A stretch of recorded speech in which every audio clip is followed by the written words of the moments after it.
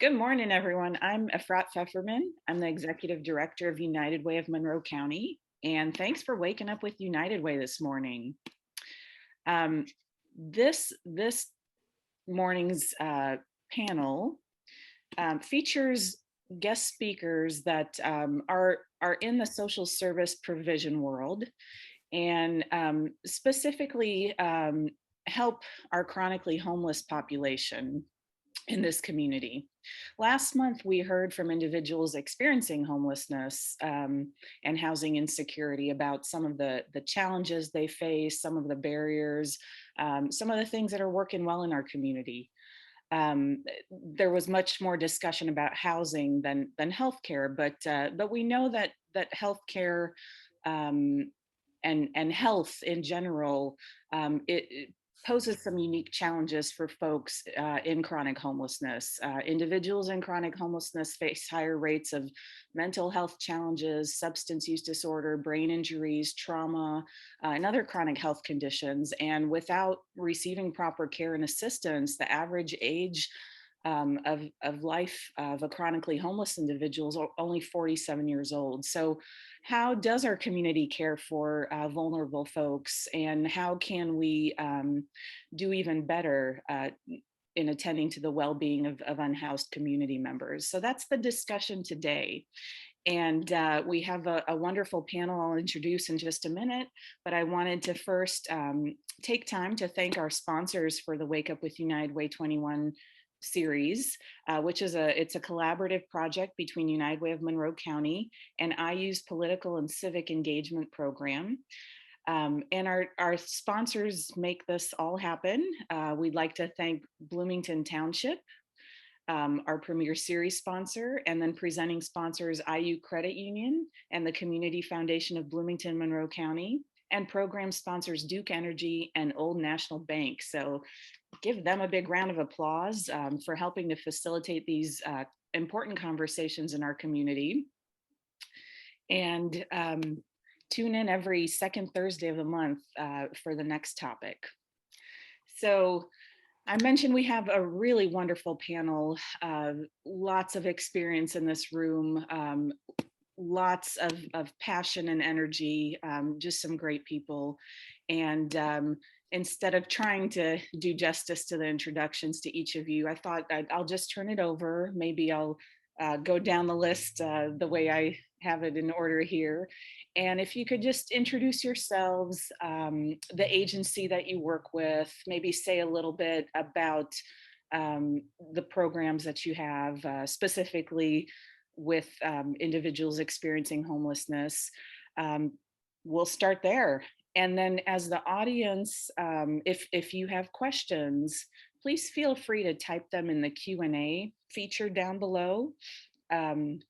We'll get to those once we get through some introductions and basic questions. So Nancy, may I turn it to you first to introduce yourself? Absolutely. Thank you, Efrat. Good morning, everybody. So nice to be here. I'm Nancy Richman, Project Director for HealthNet. HealthNet is a federally qualified health center that acquired Volunteers in Medicine at the end of 2019 to create the HealthNet Bloomington Health Center. Our mission is to improve lives with compassionate healthcare and support services regardless of ability to pay. HealthNet has been around for 52 years, a key presence in Marion County and surrounding counties, providing care at this point annually to nearly 62,000 individuals. So it's a huge operation with a network of primary care health centers, dental clinics, OB/GYN services, school-based clinics, way more programs and services than I can enumerate right now, including behavioral health, addiction and recovery, HIV services, and extensive social work and support services. But the one program I want to mention specifically, and maybe we'll get back to it later in this program, is our Homeless Initiative program. The mission of our HIP program is to help individuals experiencing homelessness to reach a level of self-sufficiency consistent with their goals and capabilities for health and social well-being. That's particularly relevant today, and we'll talk a little bit about how that program may be coming to Bloomington to help with medical access for our neighbors experiencing homelessness. Thank you, Efrat. It's a pleasure to be here. Thank you so much, Nancy. Meredith? Thank you. Good morning. My name is Meredith Short. I work at IU Health Positive Link. Positive Link is part of our community health department. And Positive Link specifically works with people living with HIV primarily. We also have some HIV prevention services.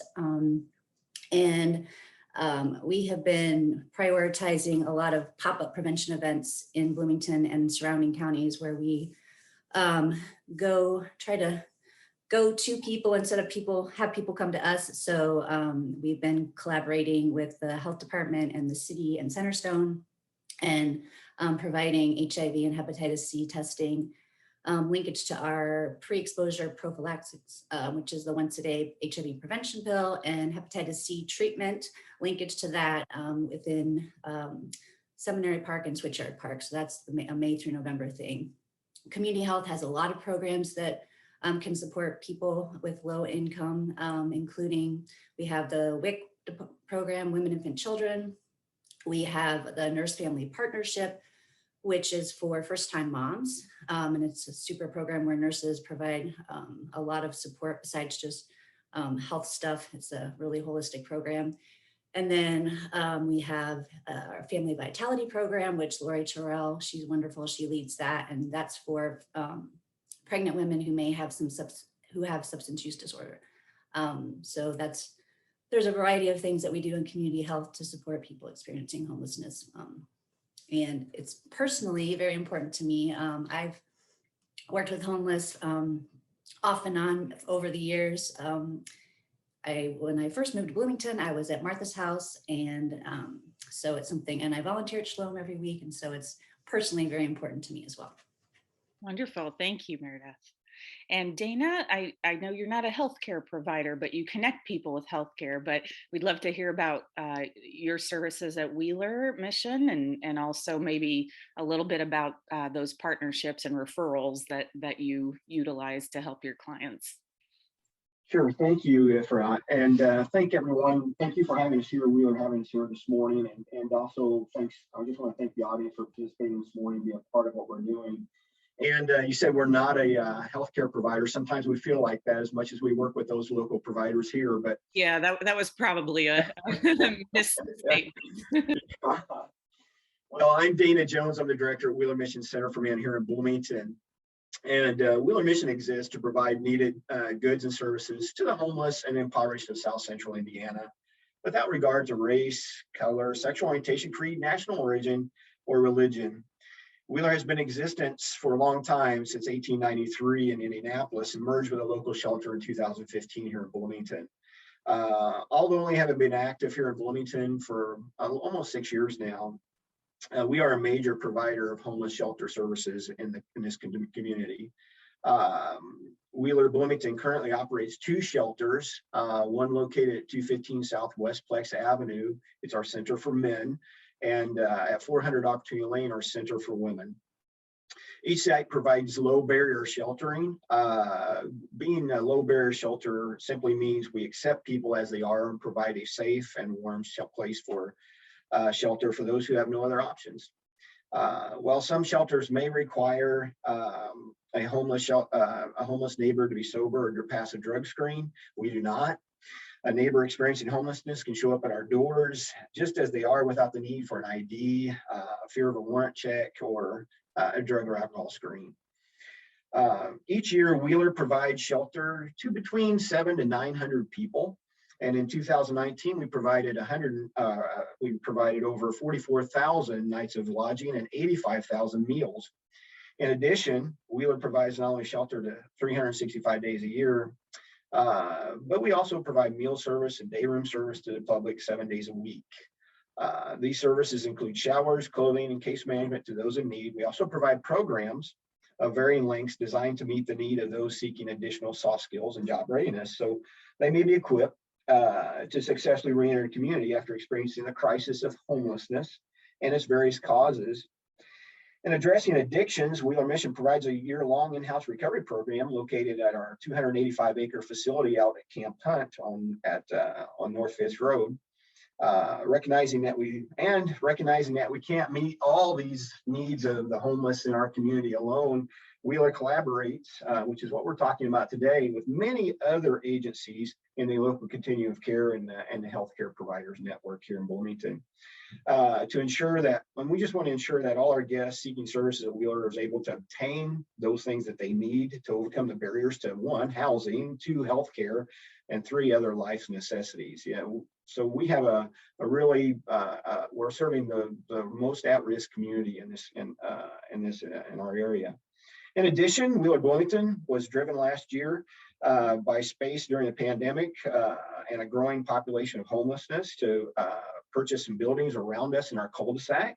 So we purchased the north building in our cul-de-sac. The annex building there, we converted that to commercial laundry services and a new day room space. We are also getting ready to purchase the building next door to us before the end of the month. That will give us an 84-bed new emergency shelter. So at that point, we will have the entire cul-de-sac in which we are in currently. That will provide a campus for our sheltering and the other services we provide here. We're very excited about this project. We're not only getting to provide all these services that we are doing right now, but we're also able to provide them in a campus-like setting, which will provide the guests with a warm, welcoming environment and with a lot more space. So we're looking forward to this year. Fantastic. Thank you so much. Greg. Thanks, Efrat. I'm Greg May. I'm the Director of Integrated Health at Centerstone. In that role, I provide leadership to health initiatives throughout Centerstone. I work with our FQHC to improve issues around access to healthcare. I provide leadership and guidance to some of our street outreach programs at Centerstone, as well as an employment program where we partner with the city to offer employment opportunities for people experiencing homelessness or that may be new in recovery. In my time at Centerstone, I've always had a role in working with people experiencing homelessness, either in housing programs or in creating access points for care. Creating those access points is really important to me because it's often difficult for, people in general to access healthcare. And when you're not aware of resources or, how to get an appointment or where to show up, it makes healthcare seem impossible. And I know that we have plenty of resources for healthcare. It's just making those points of connections so that members in the community know how to get their needs met. Thank you. Wonderful. And Jean, finally. Good morning, everyone. And I'm so excited to be here today.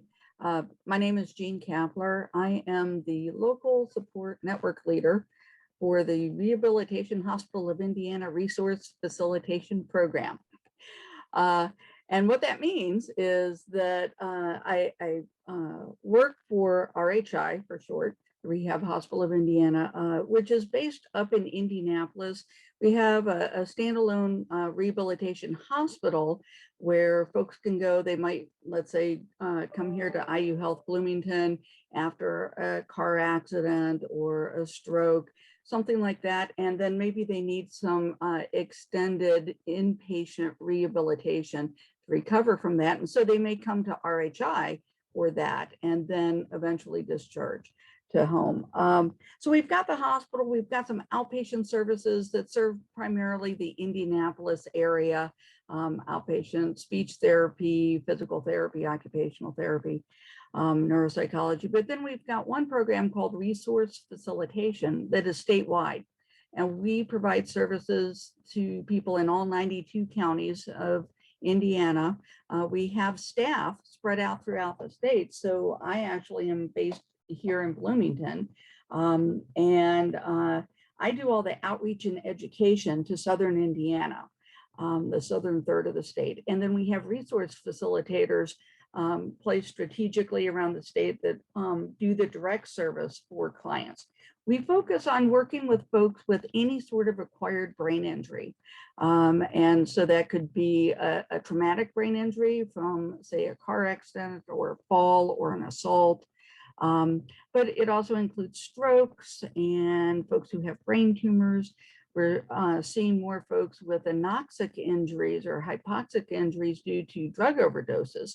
So an opioid overdose that shuts down your systems, and if a person stops breathing long enough, that can cause a brain injury, even if they are revived with naloxone. And so there are a variety of ways to get a brain injury. And a certain percentage of folks who experience some sort of brain injury may have lasting effects from that, that then can impact their ability to hold a job, to remember to pay their bills.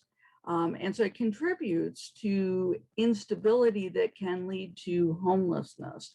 It's actually a risk factor for becoming homeless.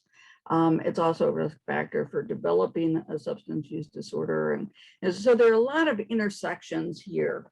It also predisposes people to a number of health conditions, as well as just the brain injury itself. And it affects people's access to services and ability to be able to live in a shelter and be, successfully receive services. So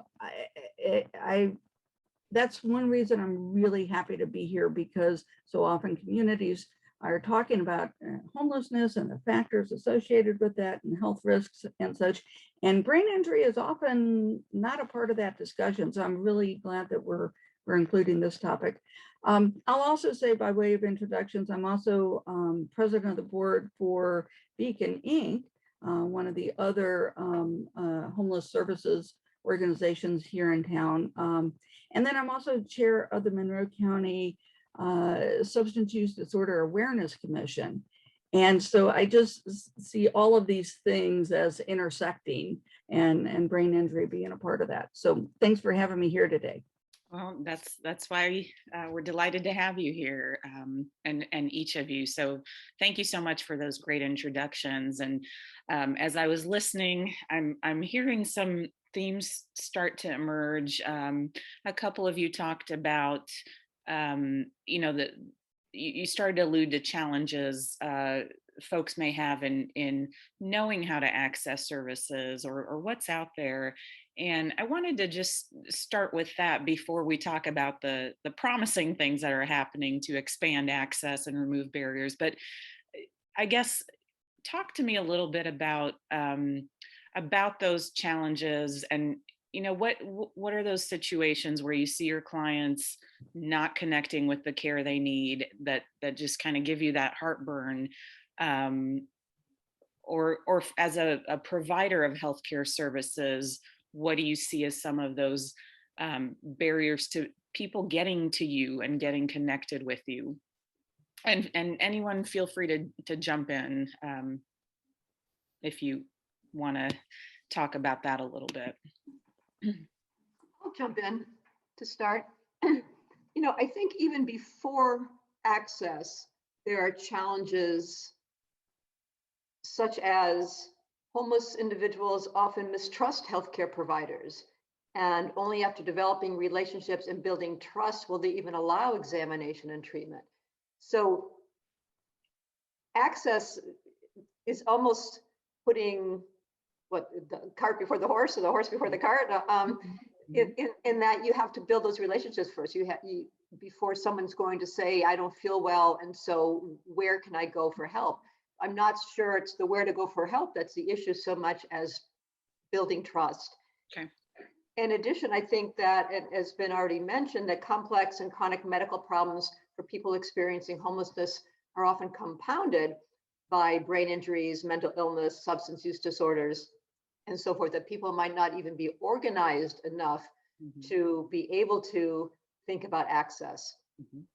And I think that often medical issues, are less important than the priorities of finding, shelter, food, clothing, and that medical issues are left until they become emergencies, and then the person knows that they can go to the emergency department, which then of course is the more expensive service. Yeah. So I think some of what we need to address is trust, building those relationships. That's a good. Some of the earlier issues before you even get to access. And Nancy, I'm going to jump in because you made a really good point about some of these complicating factors interfering with the person being even organized enough to begin to access, even if they can get past those trust barriers. And, you know, I think about folks who have had brain injuries, and probably most studies are showing about 40 to 50% or more of folks utilizing emergency shelter services have a history of at least one brain injury. And sometimes we're talking multiple, from, you know, maybe it was abuse during childhood, maybe it was a car accident, maybe it was an assault.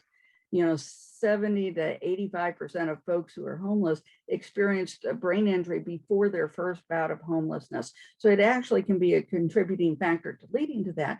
But then, number one, many times they don't even recognize that they've had brain injuries. Sometimes they never got medical attention anyway. Mm-hmm. But then if you've got a brain injury, it affects some of your it can affect some of your cognitive functioning to put together a plan, a strategy for accessing healthcare. Maybe if you access it, you forget your appointment. And if you forget too many appointments, many health providers will say, you know, you can't return. Mm-hmm. And that is a chronic issue for folks with brain injuries. Mm-hmm. A lot of my job is sending reminder texts of an intake appointment at vocational rehabilitation so that they can enter into services. It's just getting them in the door. It takes a lot of support. And those are just the folks that are in our service, or, you know, I'm trying to get them into services. They've come to my attention because they've been referred by some other organization, whether it's a homeless shelter or HealthNet, or somebody at Centerstone might have said, hey, we did ask this question and they do have this history of brain injury. Gene, can you help them get into services? But the other thing we find is that a lot of providers in the communities that work with folks that are much higher risk of having had brain injury aren't informed about brain injury and aren't asking the questions to even determine whether someone's had a brain injury or not. And so there are folks floating around in systems that are having difficulty, and then they're losing out on those systems. So yeah, I think not being organized enough to access, and then barriers even as they're trying to access. So. Okay. Yeah, these are great points, Efrat. What we see quite often are those that, as Nancy mentioned, it's not about access at one point, it's about establishing a therapeutic relationship and where you are gaining trust. And, you know, that's what we do at Wheeler. We not only just do we have a sheltering, but we spend time with our guests to get to know them better and hopefully encourage them to utilize these services of these wonderful people that are around us here today. And the outreach teams. Greg May's outreach team from Centerstone does a great job at developing relationships with those experiencing street homelessness. We see Greg's team over here quite often to try to engage in services with those experiencing homelessness. But let me give you some statistics in some of this, okay?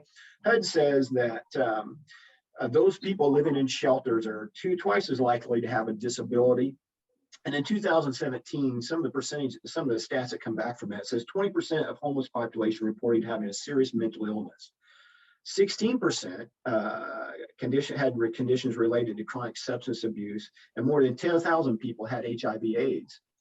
And then conditions such as diabetes, heart disease, and HIV/AIDS are found at a higher rate among the homeless population, sometimes 3 to 6 times higher than the general population. We see that here locally. And then 10%, and this statistic comes from HUD, 10% of people who seek substance abuse or mental health treatment in our public health systems are homeless. So there's a huge issue here. Although it's a smaller population in Monroe County, it is an issue that has to be dealt with because it's costly. And these folks are people that require care and assistance. One of the things that we keep, Nancy and Jean both have noted, is that they can't even sometimes access healthcare because of mental health conditions or brain injuries or chronic illness or transportation or things. We just did recently, in preparation for this, I just did a survey at our shelter. We had 77 guests at our shelter, and I surveyed 71 of those guests.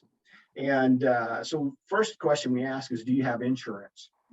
Out of 71 guests, 36 had insurance. Yay! And I would attribute that to the Affordable Care Act, because I know some of us here remember before the Affordable Care Act, and we had Nancy and her group over here at Volunteers in Medicine providing health care at a volunteer basis. So I attribute that to the Affordable Health Care Act and what's happened there.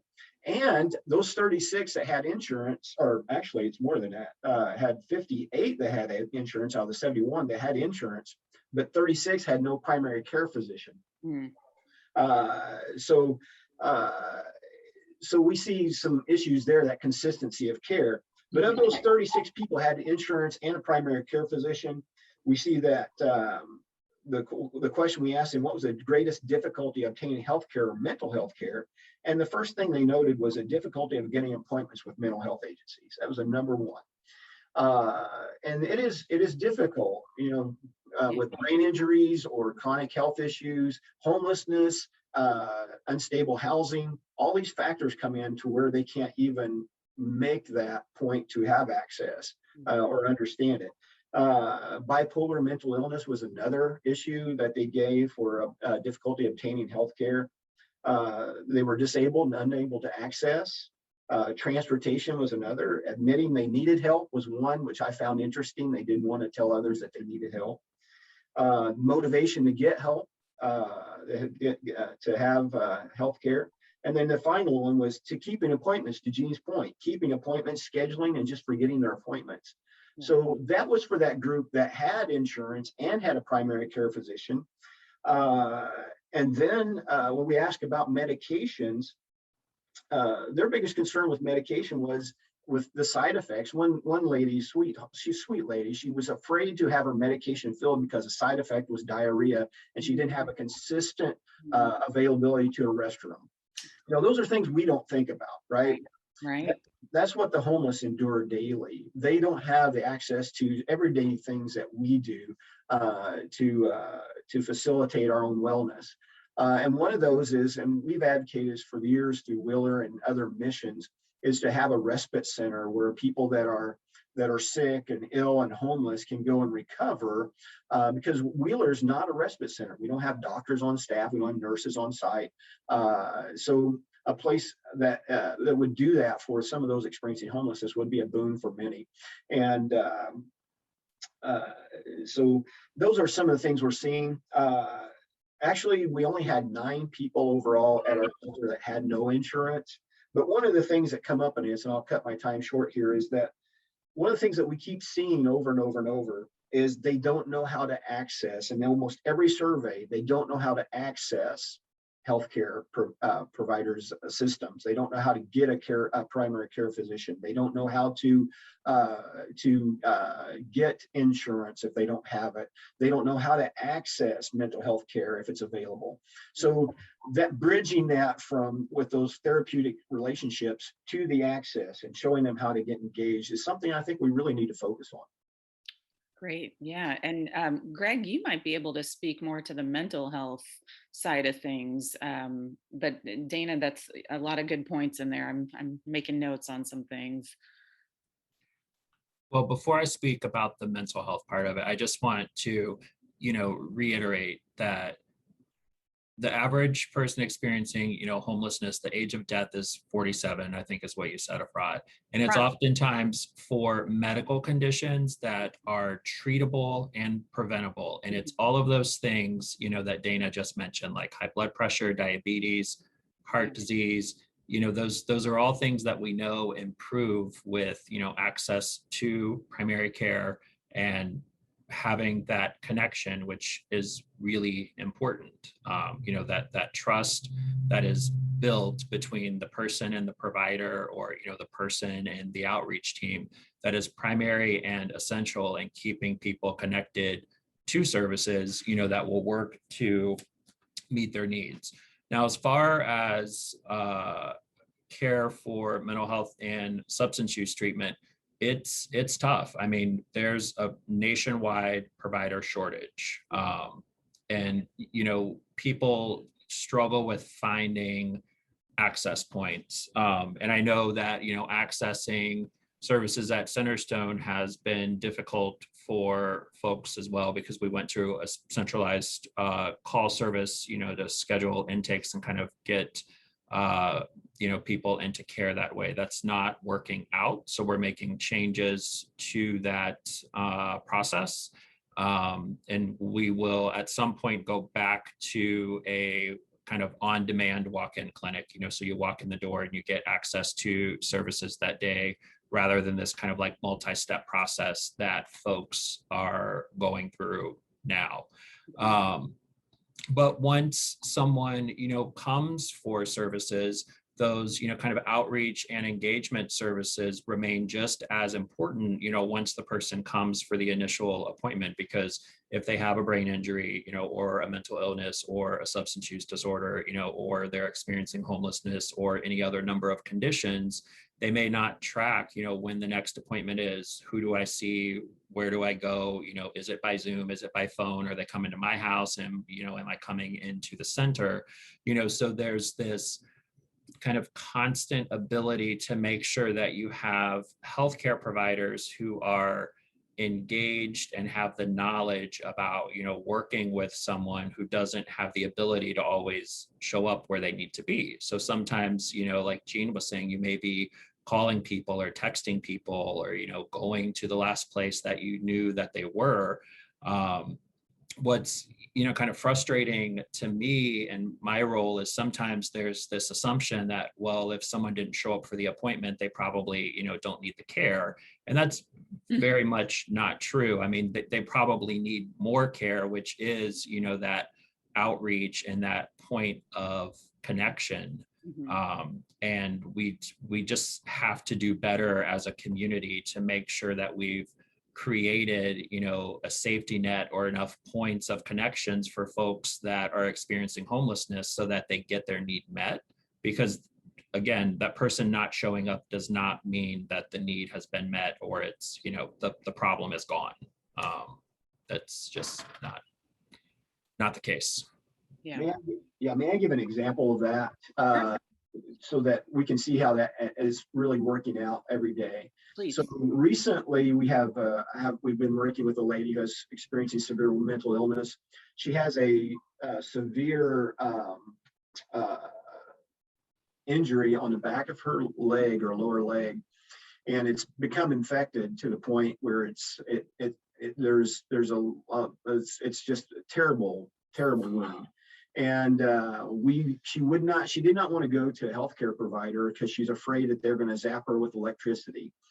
And so we talked to her for some length of time. Our case managers spoke with her a long time, and we finally got her talked into going if we would take her. So here comes that trust issue, right?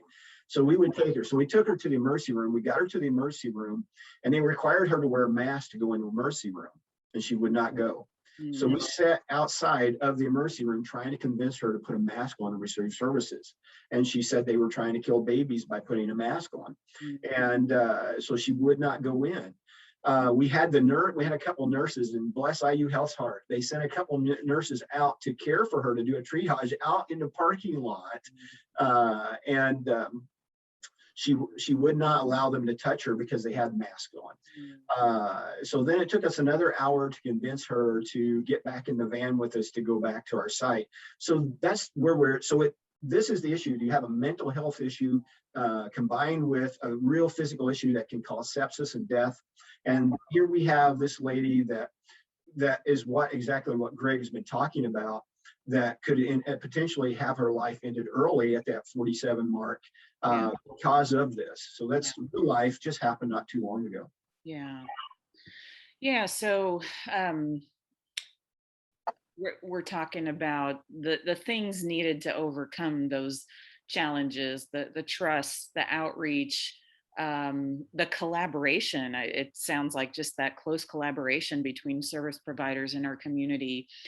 And so maybe now, as we're in the second half of this program, we shift over to how are you advancing those things, the outreach, the trust building, the relationship building. I heard early on, Nancy, you mentioned the street health care, and Meredith, you mentioned pop-up services. Are those, and of course there's street outreach at Centerstone and Wheeler. So what types of things are we doing in the community to better support folks and try to connect them to the right healthcare services? And as you think about that, I'll just remind the audience to type in any other questions that they have in the Q&A, and we'll try to get to some of them. But maybe now we can hear more about the good work that you're doing, the things you'd like to keep working on as a community and see improve, and anything we can do to help. I'll be happy to start. So HealthNet is doing a number of things.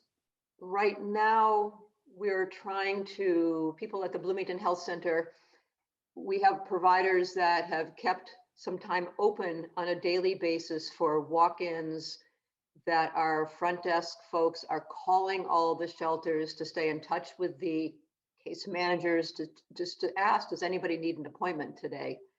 And coordinating with case managers. We have transportation assistance from the Bloomington Health Foundation, as does Wheeler, I think, and we can provide transportation, and Centerstone. So transportation hopefully is not an issue because we can all fund it. We can send Lyft or Uber or whatever's in town. We're saving time for immediate appointments to try to reduce the barriers. There's a lot of collaboration among case managers and the medical providers. But I'd also like to speak to something that HealthNet is working on doing, is that our homeless initiative program in Indianapolis is really interested in bringing those services to Bloomington. And while we're trying to build relationships with people, we think that the best way of doing that is to provide medical services on site to where people are initially, rather than having them have to get to the health center. So we're working on applying for a change of scope.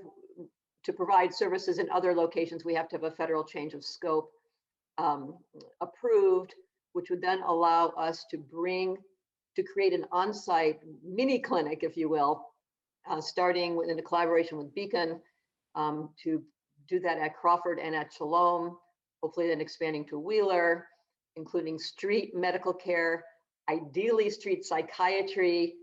We can all agree is a critical need. I've been talking about this for years and can't figure out how to get psychiatric help to provide people on the street, because Dana, as you're saying, that woman needs medication before she's going to be anywhere close to organized enough to accept help from the medical system. So we're hoping that in a matter of months, we will have on-site medical care in 2 of our locations in town to provide initial triage, to provide early identification of high-risk chronic conditions, to keep people out of the emergency department, to be able to prescribe, and so forth. So we're excited about building those partnerships. But in the meantime, I think we work closely with Wheeler and Centerstone and certainly Beacon to try to lower the barriers to access to medical care. Thank you. And before we move on to someone else, a couple of audience members are just interested to know how they can help HealthNet pursue that initiative. Is it a funding issue? Is it, do you need help making phone calls, advocacy? Right Anything? now, just some of you, Jean and Efrat in particular, right now, check your email. You've got Yeah. letters of support in your email that I I'm need on it. I'm signatures on on. Yeah. So we just have to work out some of the logistics, apply to HRSA for our change in scope. And then ultimately, as we want to expand, I can let the community know if it becomes a funding issue. Right now, it's really a federal approval issue and a logistical issue. We don't anticipate a huge problem, but we just need to get our ducks in a row. Very excited about doing this. And then ultimately, we also will be, the plan would be, with all this in place, we'd be hiring a couple of full-time people to be placed at the Bloomington Health Center to help coordinate the program, to build relationships with all of you, to learn more about what is needed in this community so we can work together to make it happen. And I do want to reiterate Greg's point that people should not be allowed to die from illnesses that are treatable. Yeah. I just want to say that because I think Greg's point was very well taken. These are preventable, they are treatable, and we have to come together to lower barriers, that if people come late because they're walking, they can't be kicked out of a practice.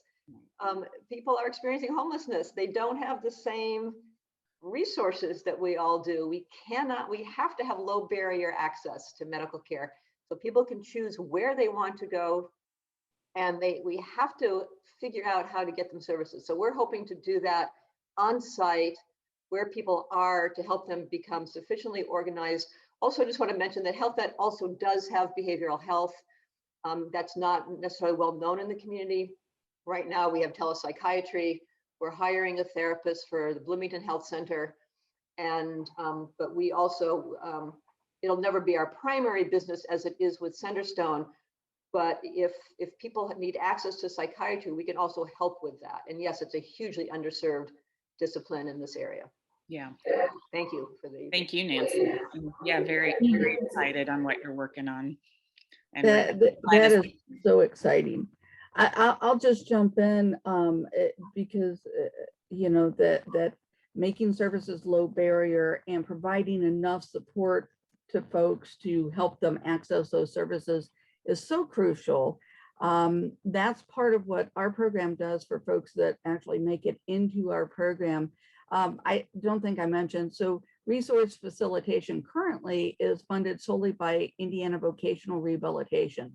So because brain injury affects employment so greatly, we find that, you know, some added supports for finding or maintaining employment can be incredibly helpful, which then helps folks move a little further away from that edge that might lead to homelessness. And in fact, you know, part of our goal is to help people build stability, build access to health care, address those medical issues that people face that are complicated by brain injury.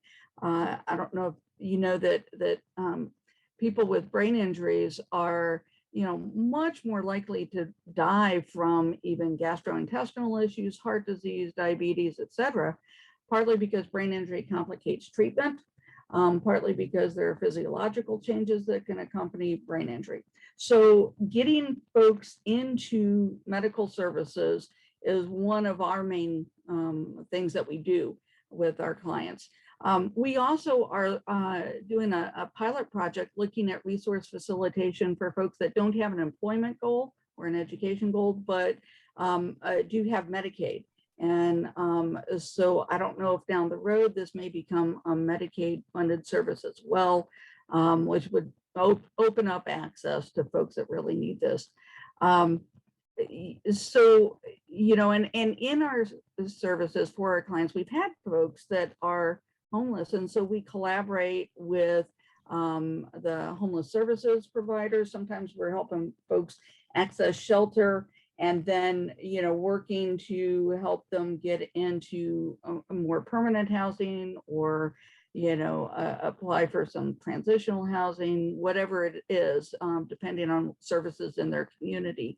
And, you know, I think about one of our clients that was unemployed, you know, previously had a good job throughout his life and had a moderate brain injury from a car accident and ended up losing employment, and then eventually lost his housing. He developed a substance use issue. And when we started working with him, he was living in his car. And, through like helping him navigate these services and get some health care and other services, he ended up getting a decent job again. He got cognitive rehab therapies that helped him function better so that he could maintain employment. And, it's like doing great now.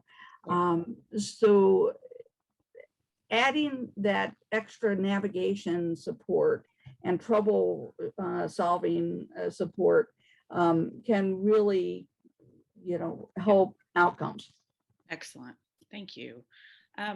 Meredith, we'd love to hear a little more from you. And there are a couple of questions about the testing and support in the parks and positive links. So maybe we can take a couple minutes and hear your perspectives from the hospital and its community health programs.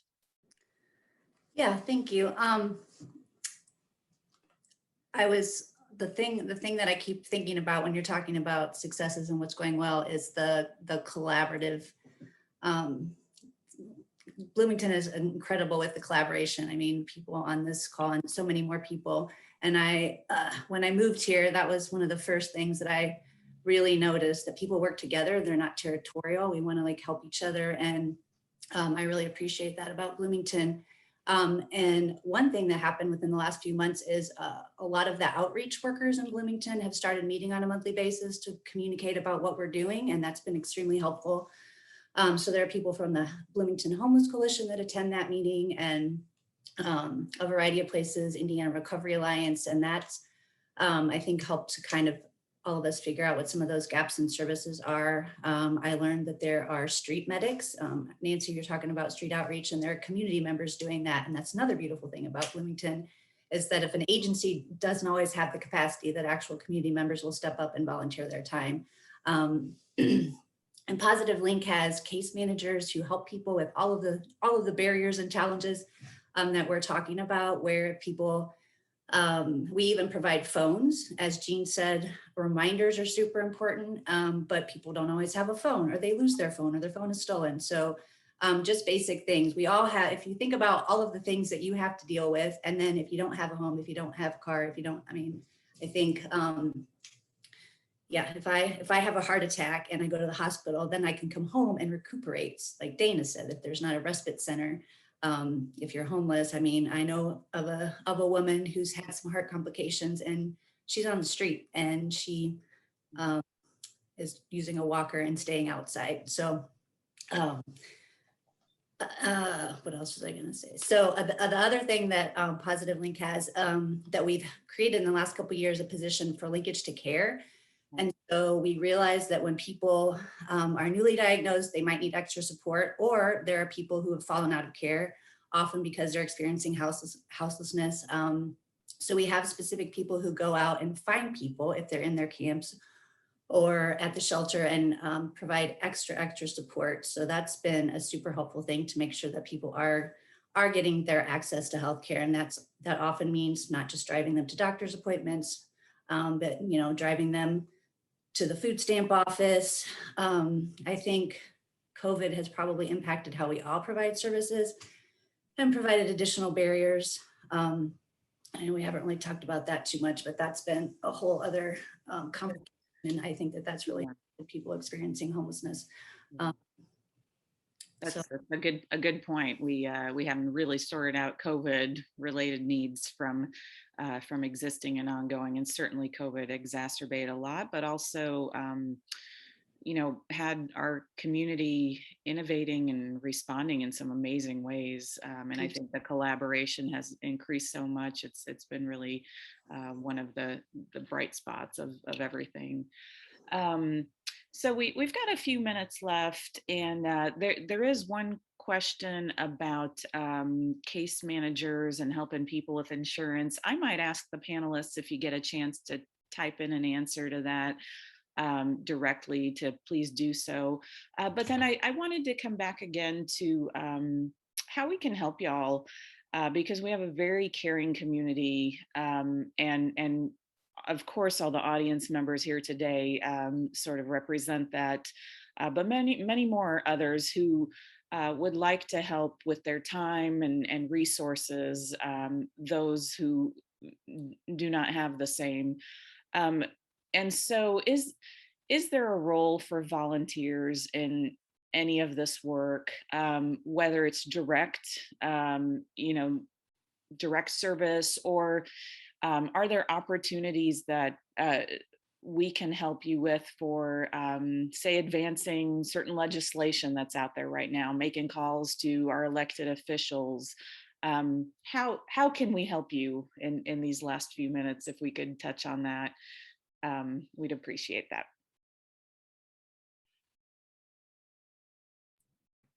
A couple of things that I would say is, I think a good starting point is, if you as a panelist on this call, or one of the attendees on here, found yourself experiencing homelessness, how would you want to be treated?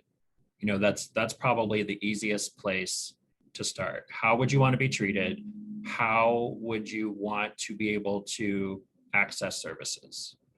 I think the second part of that is, because we are a great community and we want to work together, and I recognize, many folks that are attending this event as leaders in the community, I would say go back to your place of work and think, are we a user-friendly service for people experiencing all of these issues that we talked about today? And if we're not, where do we start? I'm not suggesting, that you do a complete overhaul of your organization, but can we change a practice, procedure, or policy to make our services more user-friendly and available? Mm-hmm. The third thing I would say is, engage with city and county government and leadership to make your wants and needs known, and to, be an advocate about what services are needed in the community, what's lacking in this community for folks in the unhoused community. And I feel like oftentimes, when we talk about that, people think of it as like this large, monumental task that takes all of this money, or all of this time, all of this resources. We can just start with a conversation about what do people need, and kind of have a starting point and advance from there. I think oftentimes the struggle is, we get this long list, and then the list is compiled. It's like, oh, we don't have time, we don't have resources, we don't have money, so nothing happens. Just pick a place to start. It doesn't have to be perfect. If we are waiting for the perfect moment, we're never going to get to where we need to be, but because we are, generally a kind, caring, compassionate community, we can do this. We just have to, band together and keep, being the voice of reason to get people further down the track with where we need to go. Thank you, Greg. I'll jump in. So what people can do on a day-to-day basis in their agencies and such is come to a deeper understanding of the reality that folks that come in your doors, maybe with a mental health diagnosis or substance use disorder, they're seeking treatment, come in your doors at an emergency shelter or homeless services or a healthcare setting, that folks may have, like, an official, mental health issue or something that they report, but a lot of folks have undiagnosed brain injury that affects how they're able to participate in services.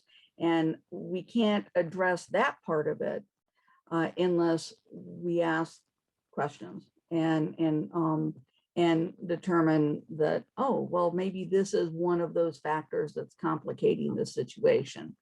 So just being aware that, a person might have a history of 10 or 12 concussions, which are considered mild brain injuries, but cumulatively that can result in some major impairments in different areas.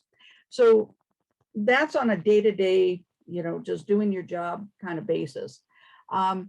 In terms of how can we create a world that is friendly to folks who, might experience homelessness or maybe have a substance use disorder or brain injury or some combination thereof. Maybe have been arrested multiple times and, we think it's mental illness. Well, there's also brain injury mixed in. Is number one, we know that having a brain injury, having mental illness, whatever, doesn't have to result in homelessness if we have communities that support people well enough, and if we have enough housing that's affordable. And so I think all of us need to continue to advocate for full funding of efforts to build more truly affordable housing, to see housing as infrastructure, just like bridges and highways that move people around. We need to have housing for people to have a roof over their head and a safe place to go when, and Yeah. safety. Yeah. So advocating for that. Thank you, Jean. Excellent. I would like to say, as far as Wheeler, we're coming out of COVID, would love to see volunteers. One of the things that concerns me quite often, we are a compassionate community. A lot of people want to help, but there is a stigma with mental health. When I have a person that's talking to the wall outside, it puts some people off and they don't want to engage. That person, you may be the only person that engages in that person for a week. If you fail to make that engagement, that person is a loss for a relationship for who knows how long. And so I would say one of my greatest things I love, sayings I love, is love your neighbor. If this person was you, how would you want to be treated? How do we come alongside someone who is extremely different than we are? How do we come along someone who acts different than we do?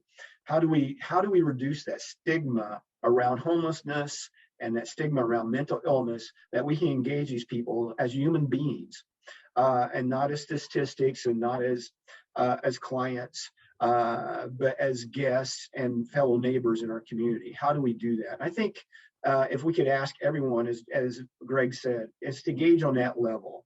Of course, every agency here would love to have funding, but if we can engage on a level of, this is my neighbor, I want to show concern for this person, build a personal relationship with them, I think loving your neighbor is a great way to begin addressing these issues. There you go. Community, right? Meredith, Nancy, any final thoughts on how we can help, how folks can help? I think everything's been mentioned. I can't say it any better than it's already been said. Yeah, I agree. Just ditto. Put yourself in their shoes, and yeah, I think, and have a conversation.